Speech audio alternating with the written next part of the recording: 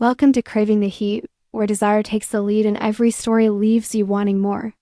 Don't forget to like, subscribe, and share your thoughts in the comments and keep up with our latest naughty stories. When I first knocked on Daniel's door, I told myself it was only for advice. He was older, wiser, someone who had always been steady and reliable. My husband and I had been drifting apart for months, and the silence between us at home had grown unbearable. I needed someone to listen, someone who wouldn't judge me. Daniel had always been that person, just a friend, just a neighbor, just safe. He welcomed me in with that calm smile of his, the kind that always seemed to say, "You can. Trust me." His living room smelled faintly of coffee and cedarwood, warm and grounding. I sank into his couch, and before I knew it, I was telling him things I hadn't admitted to anyone, not even myself. I spoke of my loneliness, of the way my husband. And I barely spoke, how I felt invisible in my own marriage. Daniel didn't interrupt. He listened, his eyes steady on mine, his presence like an anchor holding me steady. When I finished, I expected him to offer quick, practical advice. Instead, he leaned forward slightly and said, "You don't deserve to feel unseen. You deserve to feel alive." His words pierced through me, leaving me both comforted and unsettled. I tried to laugh it off, but the way he looked at me made it impossible. There was no pity in his gaze, just recognition, as though he understood me in a way no one else had. My heart raced, and I quickly stood, insisting I should leave. But before I reached the door, his hand brushed mine lightly, stopping me. It wasn't a demand, just a question. That touch lingered long after I left his house the next week. I found myself making excuses to see him again. Sometimes it was framed as seeking more advice, sometimes just to share a cup of coffee. But each visit carried an undercurrent, a pull I couldn't ignore. Conversations that began with life's frustrations slowly shifted into stories about dreams, desires, and the versions of ourselves we never showed the world. One evening, as the rain tapped against the windows, I confessed something I hadn't said aloud in years. I don't even remember the last time someone looked at me and saw me. Daniel didn't respond with words. Instead, he held my gaze for a long, charged moment, and I felt it the weight of everything unspoken between us when his hand finally reached for mine again. I didn't pull away this time. The silence stretched, thick with tension, and then I felt the gentle warmth of his thumb brushing over my skin. My breath caught, my heart pounding so hard I was sure he could hear it. The line I swore I would never cross suddenly felt impossibly thin, and when his lips finally touched mine, soft but deliberate, I realized I had already crossed it long before Dot. It wasn't just advice I had gone to him for. It was something deeper, something I hadn't even admitted to myself. With Daniel, I didn't feel invisible anymore. I felt alive. The first kiss should have scared me, but instead it lingered in my chest like a secret I couldn't let go of. I went home that night trembling, not only from what had happened, but from what it awakened inside me. My husband was asleep when I slipped into bed, and as I stared at the ceiling in the darkness, I knew I had stepped onto a path I couldn't easily turn away from. The days that followed were restless. Every time I passed Daniel's house, I felt the pull like gravity itself had shifted. My phone would buzz with a simple message, "Coffee?" and my resolve would crumble. I found myself knocking on his door more often, always with some excuse, but both of us knew the truth. It wasn't advice I sought anymore. It was him. One afternoon, I stopped by after telling myself I just needed to clear my head. He opened the door with that familiar steady smile, but behind it I could see the same tension I felt. We tried to keep it light, talking about nothing important, sipping coffee at his kitchen table, but the air between us was charged. When I reached for my cup and our fingers brushed, he didn't let go this time. His hand covered mine, grounding me, daring me. My heart pounded in my ears, and before I could stop myself, I leaned closer. The kiss was different this time. No hesitation, no question, just the answer we both had been holding back. When he pulled me into his arms, it felt as though all the loneliness I had been drowning in finally broke apart. wasn't invisible anymore, but with the sweetness came the weight. Every time I left Daniel's house, the guilt pressed heavier on my shoulders. At home, my husband began noticing subtle changes. I laughed more, smiled at nothing, drifted into thought when he was talking. He asked if everything was okay, and I lied with a nod and a smile that didn't reach my eyes. He was trying harder than before coming home earlier, asking about my day, but his efforts only highlighted the emptiness that had settled between us long ago. The secrecy with Daniel grew intoxicating. A quick glance across the street, a short text that said, "Tonight?" A lingering brush of his hand when no one was watching. It was dangerous, and maybe that danger made it feel even more alive. One evening, while we were sitting together in the quiet of his living room, he whispered, "I think about you all the time." The confession made my breath catch, because it was the truth I'd been too afraid to say out loud myself. The line we had crossed was behind us now, invisible in the rearview mirror. What lay ahead was uncertain, but every time I was with him, the uncertainty didn't matter. It was only when I returned home, back to the silence, that the weight of reality settled back over me. My husband started asking more questions. He noticed when I dressed differently, when I lingered too long outside, when my phone lit up with messages I quickly silenced. One evening, he looked at me across the dinner table and said, "You're not here with me anymore, are you?" The words pierced straight through me, but I couldn't answer. The silence was an answer on its own. That night, instead of staying in bed beside him, I found myself slipping back across the street, into Daniel's arms. For the first time, I wondered if what had started as comfort could become something. More something that would tear apart the life I had known. But even as I lay there, feeling his hand rest steady against mine, I knew the truth. Secrets like ours never stayed hidden forever. And one day we would have to decide if this was just an escape from loneliness, or the beginning of a life neither of us had planned.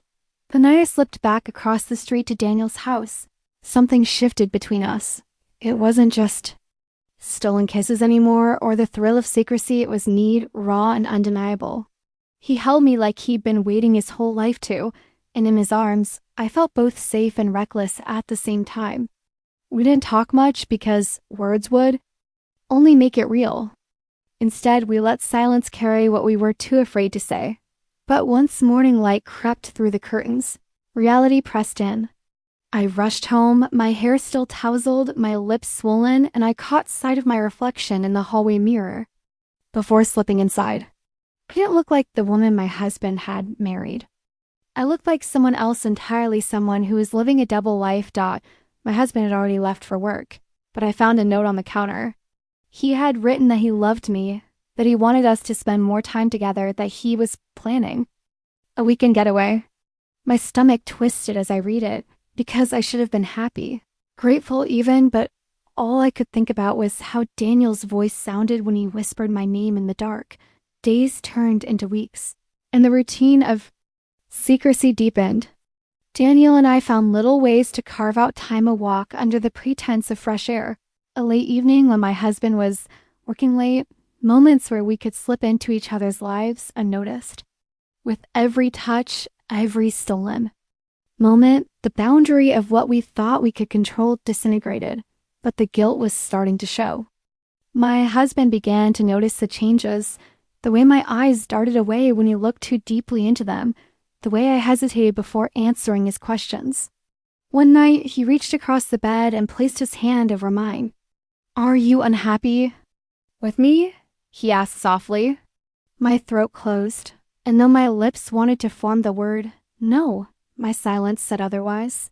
He pulled his hand away and turned his back, and I stared at the ceiling with tears stinging my eyes. The more he tried to win me back, the more I found myself running to Daniel.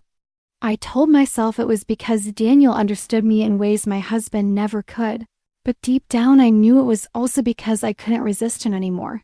He was the forbidden fruit, and I had already tasted him. One evening, Daniel and I sat together in his living room, the weight of our choices heavy between us.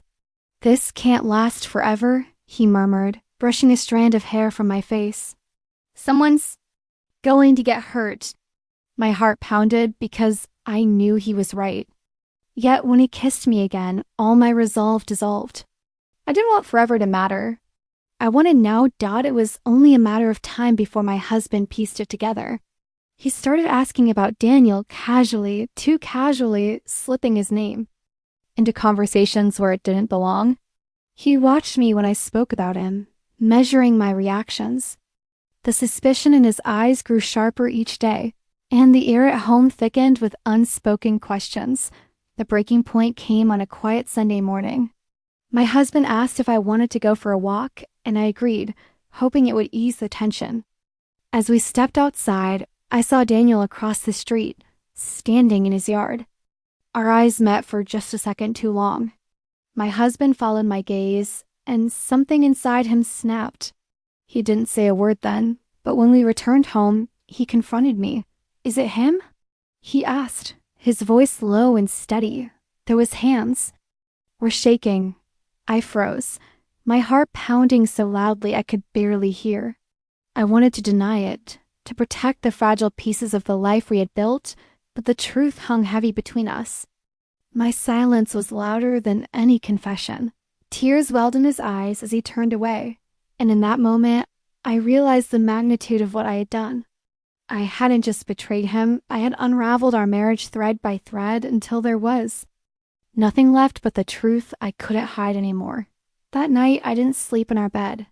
I found myself at Daniel's door again, this time not for stolen moments, but because I had nowhere else to go. He opened the door and saw the devastation. In my face, he didn't ask what happened, he already knew. He just pulled me inside and held me as if he could shield me from the storm that was about to tear my life apart.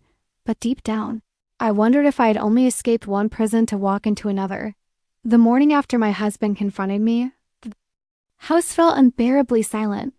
He had left early, without a note, without a word, just the emptiness of his absence weighing down every room.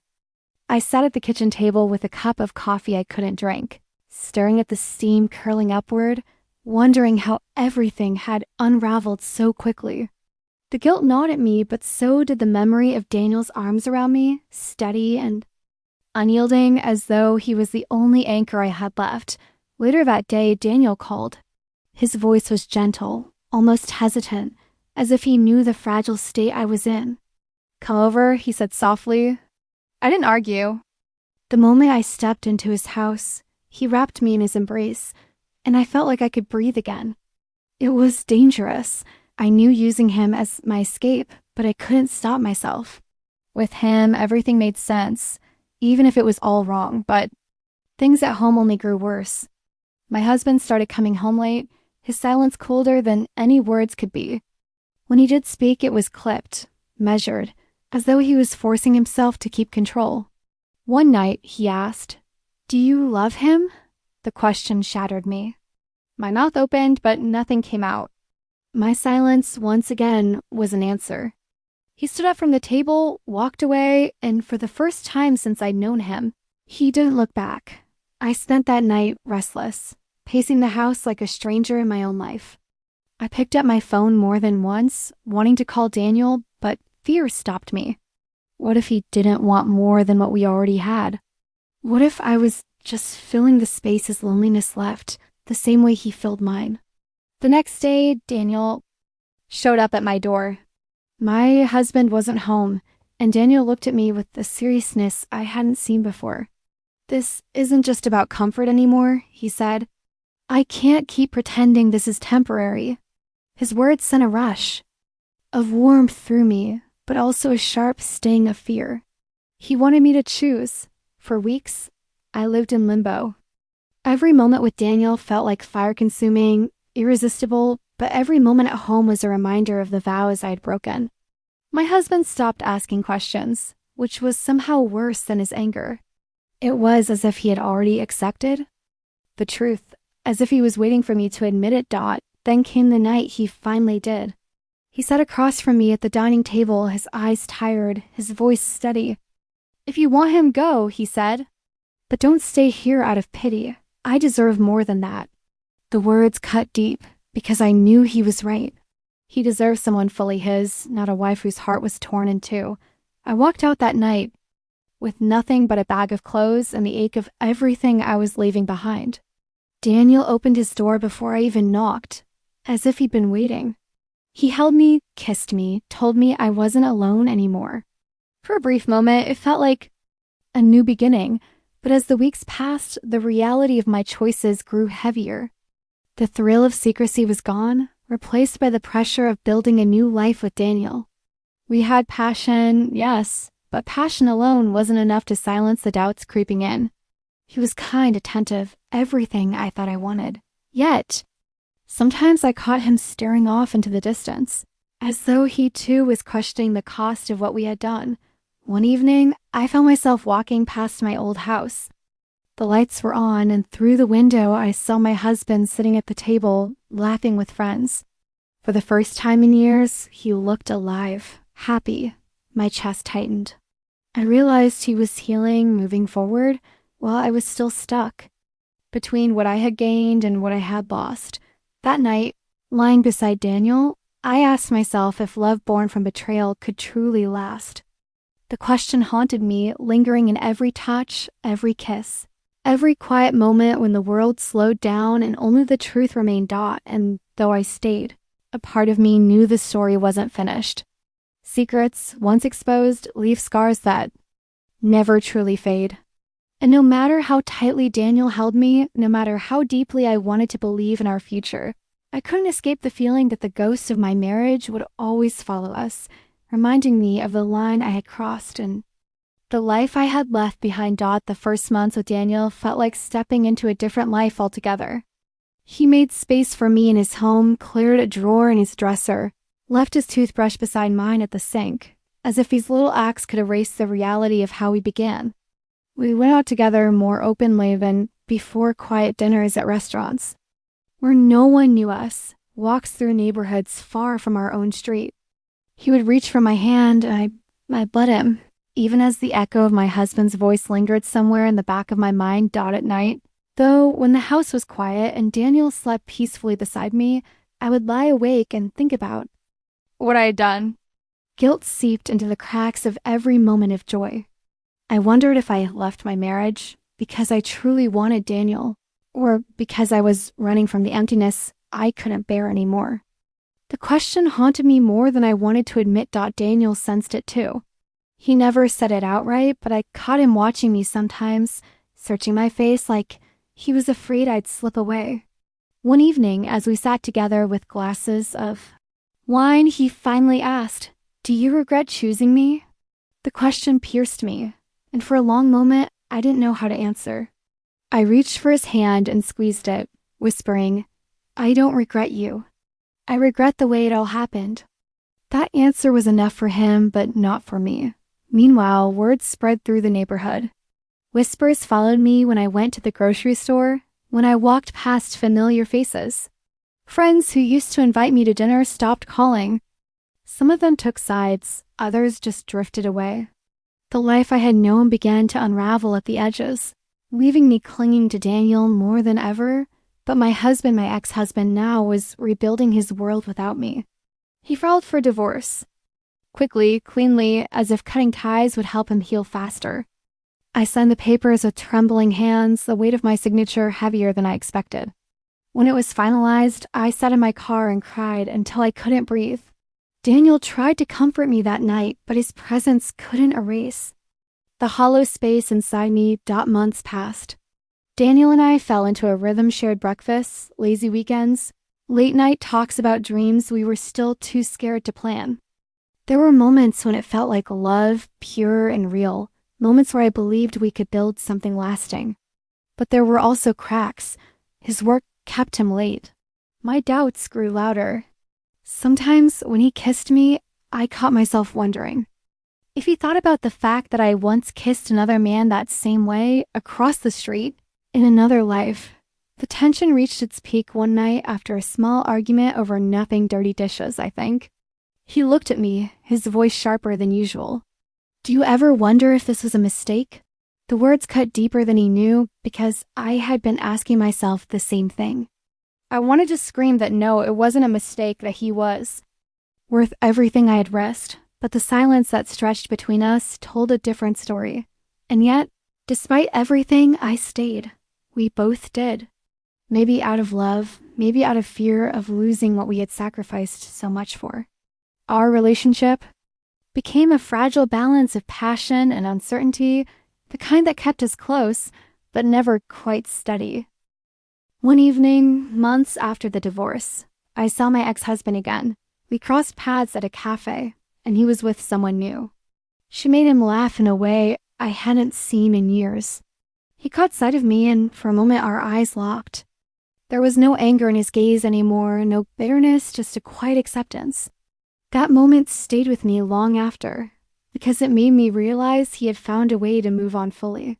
While I was still tangled in the consequences of my choices, lying beside Daniel that night, I closed my eyes and let his arms hold me. I wanted to believe that love could grow out of ashes, that maybe we could prove everyone wrong. But a part of me still carried the weight of the past, the ache of what I had destroyed, and the fear that no matter how tightly I clung to Daniel, the shadow of how we began would never truly let us go. Daniel and I tried to stitch our lives together, but the seams never quite held the way I imagined they would. In the beginning, we filled the silence with passion, convincing ourselves that fire alone could carry us through. But passion has its limits.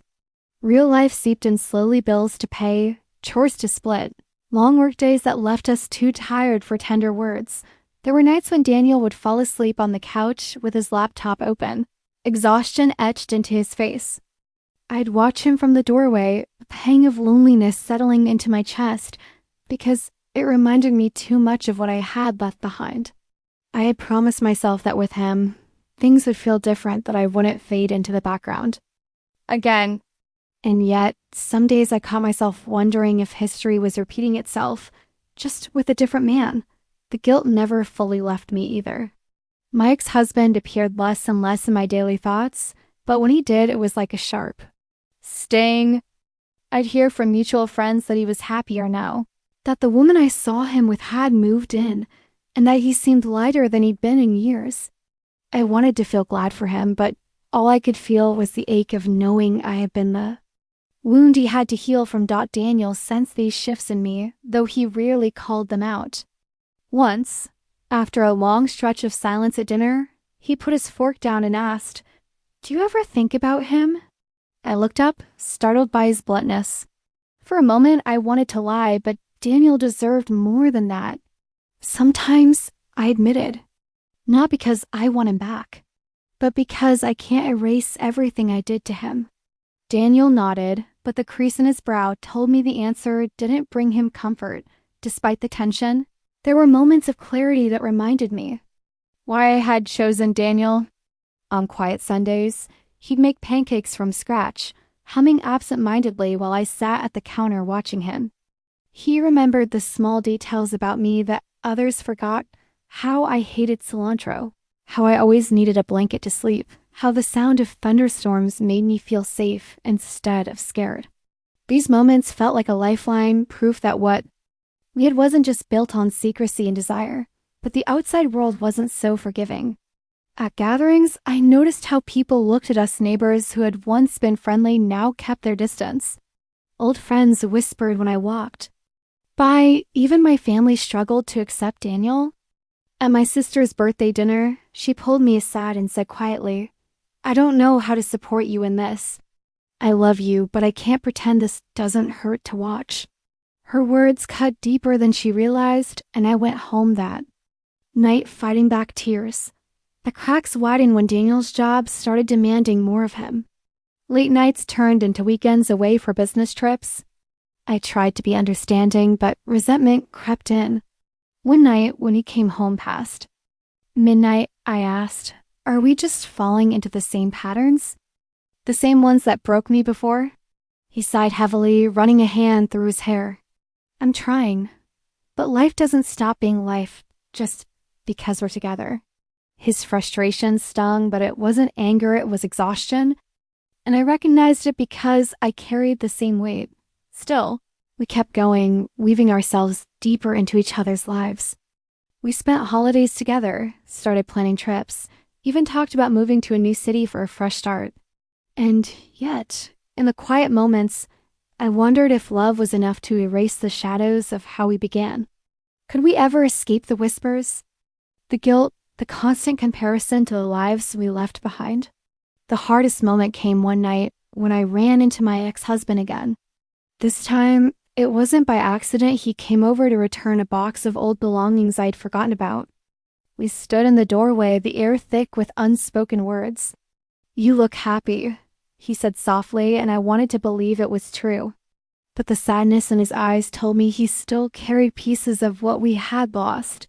When he left, I sat on the floor with that box, surrounded by fragments of a life that felt both familiar and foreign. Daniel found me there, my eyes red from crying. He knelt beside me, taking my hands. "We can't change the past," he whispered. "All we can do is decide what we're going to build now." His words sank into me, heavy and real. I realized then that what we had wasn't about pretending the past didn't exist. It was about choosing each other in spite of it. Every single day. So we kept choosing. Not always perfectly, not always easily, but with a determination that grew out of the fire we had started. Our story wasn't neat or simple, and it carried scars that would never fully fade.